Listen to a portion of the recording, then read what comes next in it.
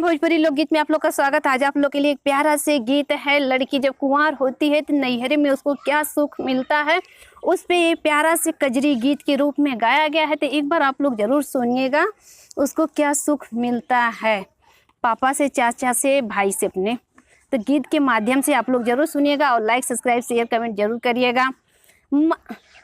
पापा नैहरे में कैले बड़ा दुलार पियारा हली जब कुंवार पियाना। पापा नैहरे में कैले बड़ा दुलार पियारा हली जब कुंवार पियाना। पापा नौकरी से आव सेव संतरा लिया। पापा नौकरी से आव सेव संतरा लिया। मैं खूब छील छील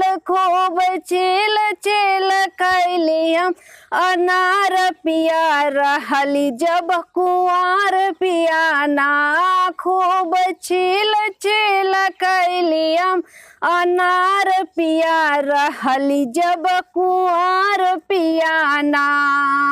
चाचा नैहरे में कैन बड़ा दुलार पियारा हली जब कुंवार पियाना। चाचा नैहरे में कैले बड़ा दुलार पियारा हली जब कुंवार पियाना। चाचा नौकरी से आव से वो संतरा लिया। चाचा नौकरी से आव से वो संतरा लिया। मैं खूब छील छील